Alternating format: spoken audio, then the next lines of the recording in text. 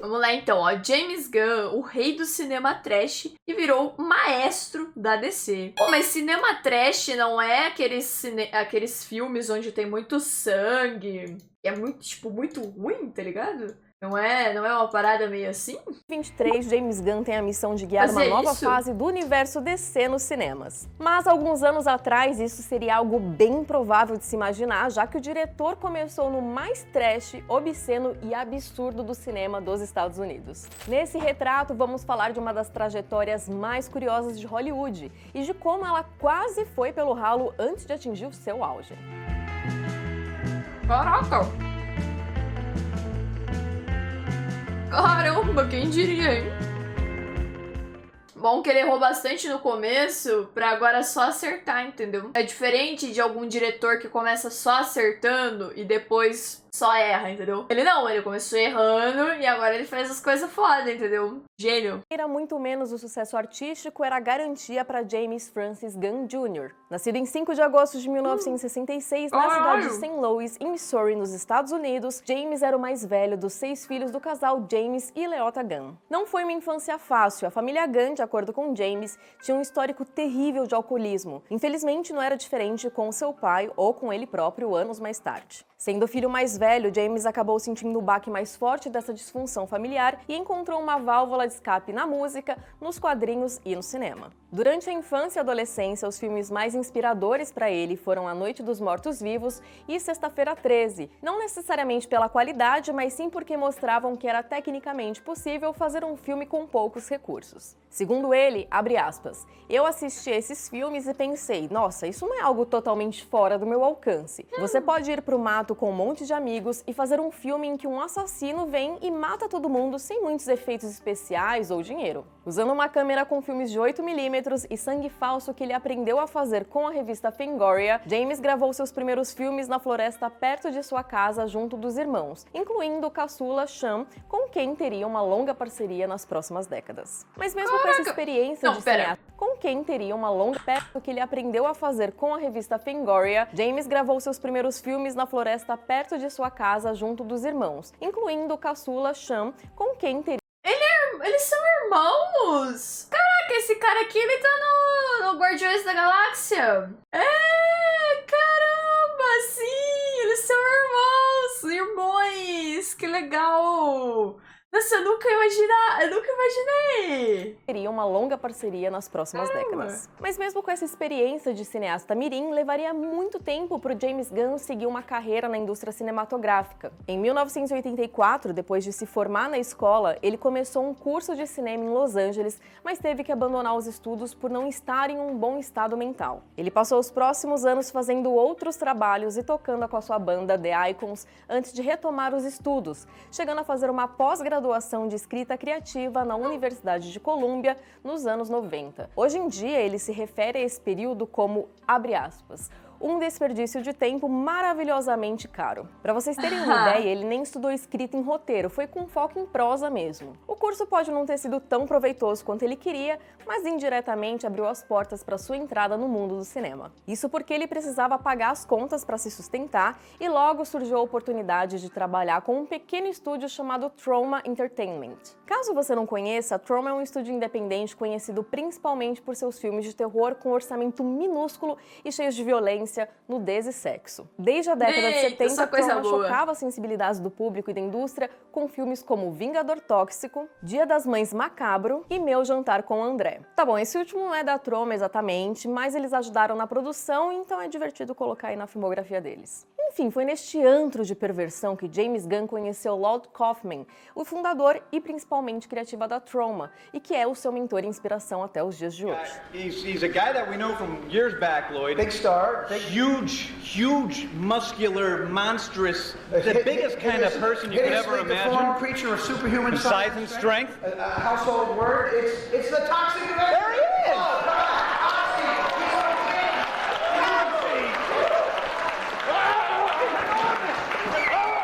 Lloyd Lloyd já sabia que o James era um escritor e pediu para ele escolher um dos seus 3 projetos para fazer um roteiro. Desses, o que ele menos queria fazer era uma adaptação de Romeu e Julieta ao estilo da Troma. Spoiler, ele fez a adaptação de Romeu e Julieta no estilo da Troma. Mas vem cá, se tá gostando do vídeo, deixa aqui o seu like e comenta aqui embaixo outro artista que você gostaria de conhecer num vídeo nosso. Agora, de volta pro ponto de virada na vida de James Gunn.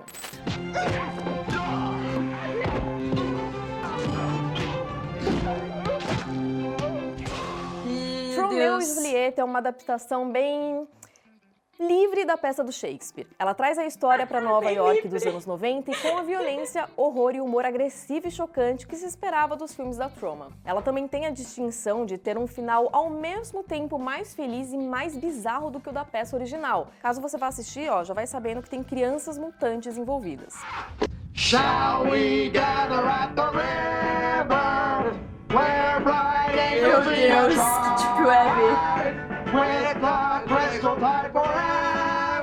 O filme acabou virando um clássico cult, mas o importante mesmo é que a produção trouxe um aprendizado enorme para o James Gunn. Ele não só trabalhou como roteirista, como também foi o diretor assistente do Lloyd Kaufman. Ele disse, abre aspas, eu aprendi muito sobre fazer filmes na prática. Com Romeu e Julieta eu aprendi como escrever um roteiro, produzir um filme, escolher locações, dirigir atores, colocar o filme nos cinemas, criar a arte do pôster, tudo de A a Z. James continuou trabalhando com a Troma por mais alguns anos, mas no fim dos anos 90, ele deixou aquele ninho para seguir o seu próprio caminho. O primeiro projeto dele fora de lá, inclusive, era um filme super-herói, só que um que praticamente ninguém lembra. Nossa, que é isso? Meet The Specials, the 7th best superhero team in the world.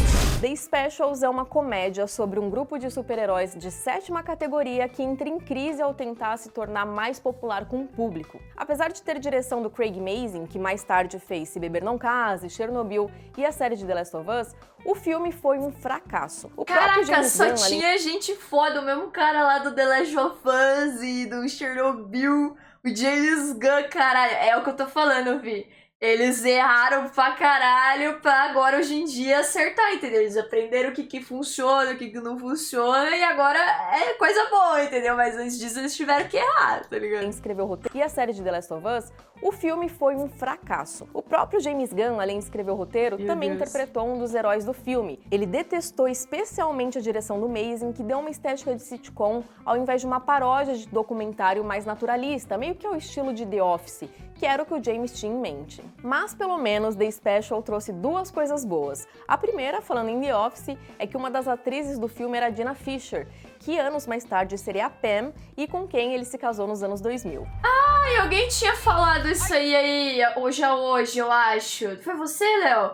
Falado que o James Gunn foi casado com a Pam. Não sei quem que tinha falado, mas alguém tinha comentado isso daí. Caramba, aí ó. E foi no filmezinho que eles fizeram. Filme? Série? Não sei mais. Seria a Pam e com quem ele se casou nos anos 2000. Hey, are you Minuteman? Can we have your autograph? Minute Man. Do I look like a soldier from the Revolutionary War? I don't think so. Am I wearing a 3-cornered hat? No. I turned small. Think! Fuck you. Caralho.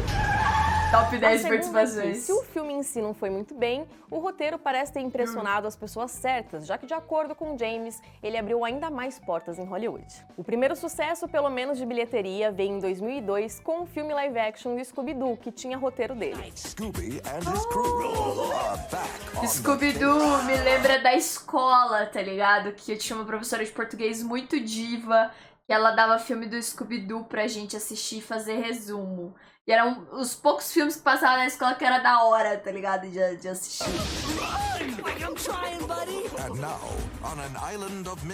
Também foi a primeira vez que ele trabalhou com um grande estúdio de cinema, com os pontos positivos e negativos que vêm com isso. Por exemplo, como ele revelou anos depois, no seu roteiro inicial, a Velma seria uma personagem abertamente lésbica, mas a Warner Bros. Acabou removendo qualquer referência a isso no filme lançado. Por outro lado, o sucesso do primeiro Scooby-Doo levou a uma sequência em 2004, 2004. Havia até planos para um terceiro filme com roteiro e direção do James Gunn, mas que acabaram não saindo do papel. O que tudo bem, porque no mesmo ano saiu outro filme com o roteiro dele, só que dessa vez não foi só elogiado pela crítica e sucesso de público, como também ajudou a revitalizar o gênero de horror. E eu tô falando, é claro, do remake de Madrugada dos Mortos.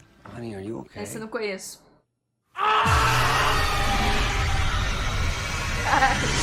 Terrorzão.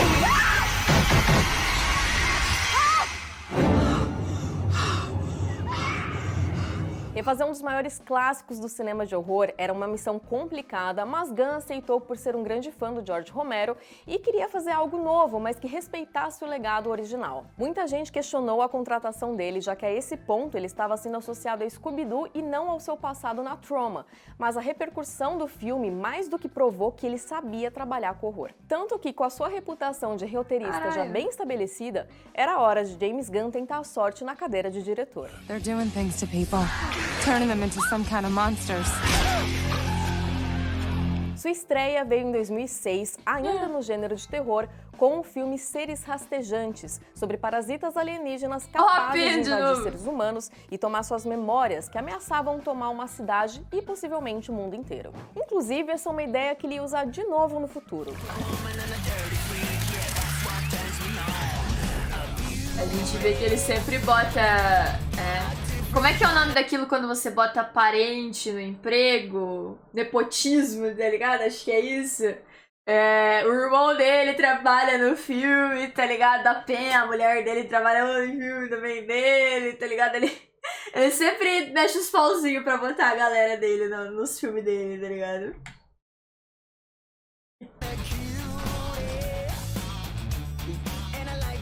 Pô, é o Hollow Knight? O filme é ao mesmo tempo uma homenagem e uma leve sátira dos clássicos de horror dos anos 70 e 80 que tanto serviram de inspiração para o James quando ele era mais novo. Seres Rastejantes acabou sendo o oposto dos filmes do Scooby-Doo, um sucesso entre a crítica e considerado por muitos um dos melhores filmes de horror da década de 2000. Só que nas bilheterias foi um fracasso. Pelo menos foi nesse filme que ele conheceu muitos dos atores com quem ele trabalharia no futuro, incluindo Nathan Fillion e especialmente o Michael Rooker. Os anos seguintes foram complicados. O seu primeiro grande projeto como diretor, um filme chamado Pets, estrelando Ben Stiller, não foi pra frente em partes por conflitos entre James e os produtores. Ele também quase veio pro Brasil dirigir um filme, mas no meio disso tudo, ele e a Jenna Fischer se divorciaram.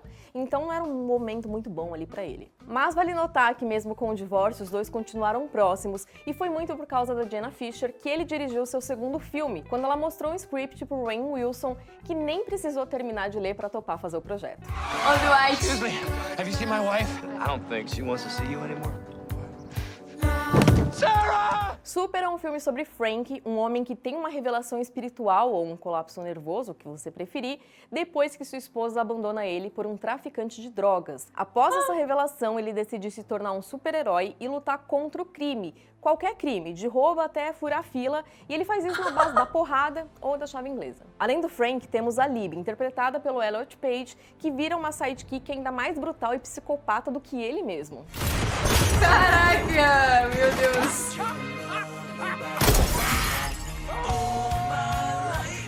E essa é mais uma ideia que ele reutilizaria mais pra frente. Inclusive, como em Pacificador, Super também tem uma abertura com um número musical. Olha só, velho. Foi o treino que ele precisava. Eu também nunca ouvi falar desse filme, velho. Hoje em dia é até engraçado ouvir isso, mas na época tinha gente que achava que o James Gunn não gostava de quadrinhos ou de super-heróis, tendo que até deixar claro que isso não era o caso. Ele disse, abre aspas, eu adoro quadrinhos e quadrinhos mainstream, mas minhas HQs favoritas são de super-heróis desconstruídos. Pra mim, Super está dentro desse gênero de super-heróis desconstruídos. As pessoas acham que eu fiz isso porque eu não gosto de quadrinhos, quando o oposto é verdade. Mas quem sabia muito bem sobre o amor do James Gunn por quadrinhos era o Kevin Feige e a Marvel. E em 2012, eles o chamaram para tocar um dos seus projetos mais diferentes, uma saga espacial com personagens completamente desconhecidos do público. Os Guardiões da Galáxia eram meio obscuros até para quem acompanhava os quadrinhos, mesmo tendo sido revitalizados pela dupla Dan Abnett e Andy Lanning nos anos 2000. No começo, James não tinha muito interesse, mas a coisa mudou quando ele começou a se focar na construção do personagem do Rock e as possibilidades narrativas de ter um guaxinim falante no espaço. Depois de aceitar o projeto, projeto, ele passou a defender com unhas e dentes a sua visão artística para o filme, em especial as escolhas do Chris Pratt, que na época era mais conhecido por sitcoms como Parks and Recreation, e do Dave Bautista, por ser considerado só um lutador de luta livre. Guardiões da Galáxia era uma grande aposta para a Marvel, sendo uma mega produção com personagens e atores poucos conhecidos e liderado por alguém que não tinha um grande sucesso como diretor. Mas, como a gente sabe, foi uma aposta acertada. They call themselves the Guardians of the Galaxy. What a bunch of a-holes.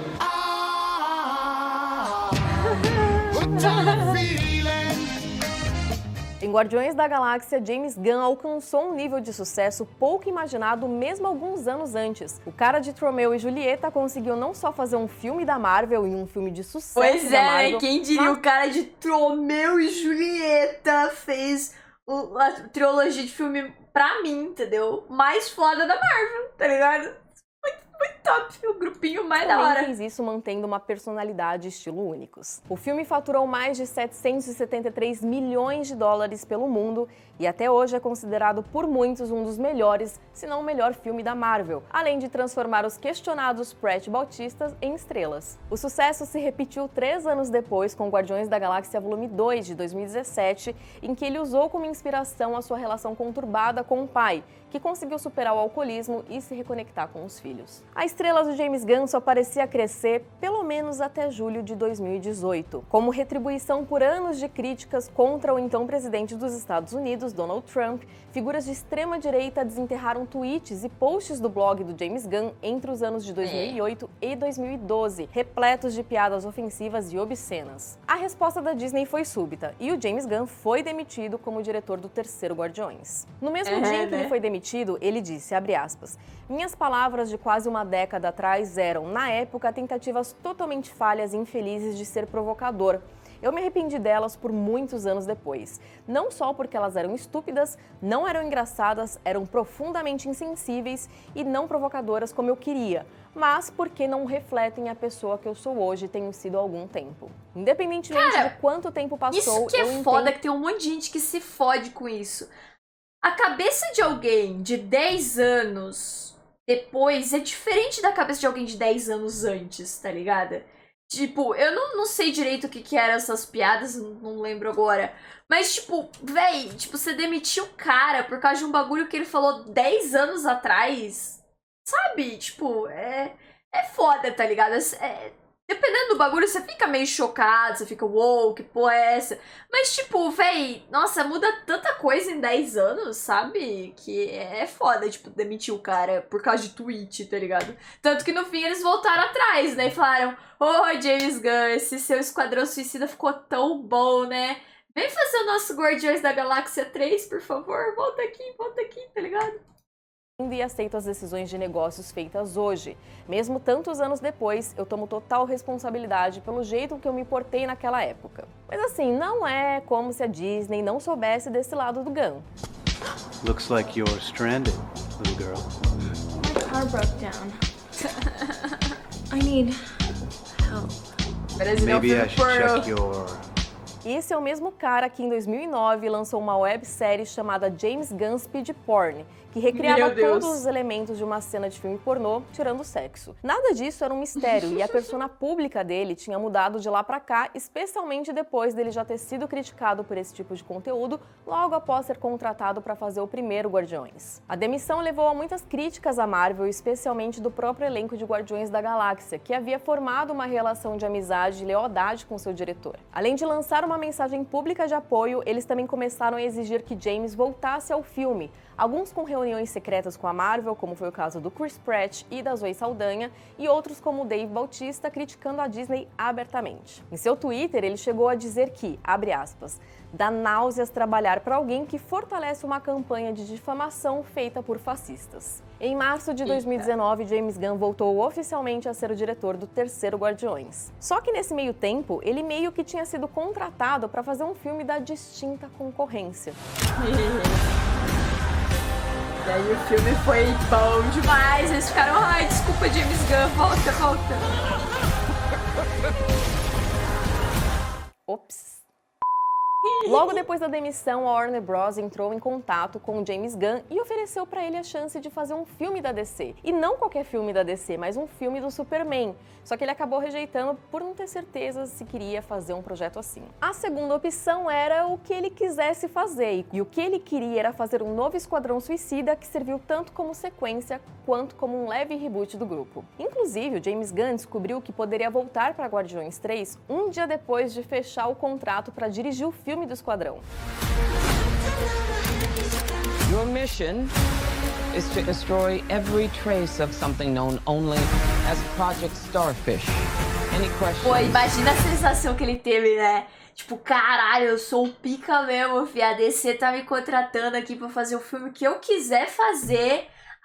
Os caras lá da Marvel já voltou atrás aqui, tá me contratando de novo. Deve ser tão bom, né? Você ser tão bom num bagulho que mesmo, tipo, dando as coisas erradas, o pessoal volta atrás e quer o seu serviço, tá ligado? Deve ser, nossa, ele deve ter ficado, porra, sou foda, moleque. Starfish is a slang term for a butthole. Nos cinemas, o filme só rendeu 168 milhões de dólares, não conseguindo nem se pagar, mas vale lembrar também que ainda era época de pandemia e também ele saiu simultaneamente na HBO Max. O filme também rendeu a série do Pacificador, que foi um dos grandes sucessos do streaming de 2022. E como a gente falou, também serviu para o James Gunn trabalhar algumas das ideias antigas dele. E depois de muita busca, em outubro de 2022, a Warner contratou ele e o produtor Peter Safran como os novos cabeças da DC Studios, com James focando na parte criativa. Agora ele tem certeza que quer fazer um filme do Superman, assumindo a direção e o roteiro. Mas antes ele conseguiu dar o seu adeus à Marvel com Guardiões da Galáxia Volume 3. Se você quiser minhas impressões, você pode conferir o veredito que tá aqui no canal. A carreira do James Gunn é um caso muito raro em Hollywood,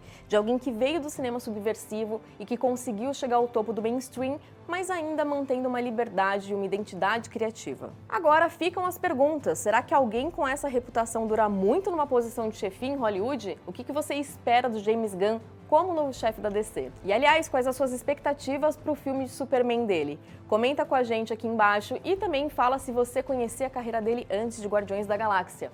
Um beijo e até a próxima. Pô, cara, eu confio, hein, no James Gunn. Agora, parando pra pensar um pouco nesse negócio aí dele não curtir muito o super-herói normal e preferir, tipo, a subversão do gênero, tipo, os super-heróis mais desconstruídos, não sei se ele combina muito com o Superman, tá? Porque, tipo, literalmente o Superman é o super-herói bonzinho que tem que ser bom em todos os momentos e tal, sei lá. Mas não é como se eu entendesse super de super-heróis, mas é essa imagem que eu tenho do Superman, sabe? Dele ser bonzinho e muito forte e derrotar os vilões, entendeu? Acho que é por isso que tem tanto personagem agora, que o Rito, no vídeo do Rito, ele falou, né? Que, tipo, o filme do Superman ia ter outros 4 super-heróis junto ali. Então acho que é por isso, porque talvez essa parte mais cômica, mais zoeira do James Gunn, ele possa fazer isso com esses personagens e não tanto com o Superman, para que o Superman possa, tipo, ter a história narrativa dele ali sendo bonzinho e deixar a comédia pros outros caras. Ou não, né? Não sei. Mas agora me deu uma balançada de se vai ser bom mesmo, mas tô aí no aguardo. Por enquanto, tudo que ele fez eu gostei, então estamos aí, entendeu? No aguardo, eu gosto do James Gunn. Cara, tanto que antes de eu começar a fazer live, os únicos 2 filmes da Marvel que eu já tinha assistido era Guardiões da Galáxia e Doutor Estranho, tá ligado? E Doutor Estranho porque tinha o Benedict Cumberbatch, né, que era o Sherlock, e eu gostava de Sherlock, então foi por isso que eu assisti o Doutor Estranho. Mas enfim, eram os 2 únicos que eu tinha assistido e eu gosto muito, sabe, dos Guardiões da Galáxia. Esse terceiro filme, cara, chorei 2 vezes durante o filme, foi muito bom, cara. Eu gosto dos filmes dele. Ele deu umas ideias muito boas. O Superman já é bem sólido na sua execução, isso não deve mudar, eu também acho que não. Vamos ver se o James Gunn vai saber lidar com isso, né? Eu chorei umas 20, cara, esse terceiro aí foi bem, nossa, bem pesado. Pô, mas legal saber um pouco mais do James Gunn, velho, legal. Saber que ele veio literalmente do trash, tá ligado? Nossa, dos filmes assim que eu olho e que eu fico, meu Deus, que horror. E pra, tipo, diretor da DC... Bravo, CEO, o que ele é da DC? Qual que é o nome? Chefão da DC, tá ligado? Mas enfim, legal o vídeo. Eu acho que eu nunca tinha visto um vídeo da Omelete. Eu sei que eu já usei o site que eles têm pra procurar coisa, mas o canal deles do YouTube acho que eu nunca tinha procurado nada. Legal. Uma coisa meio documentário.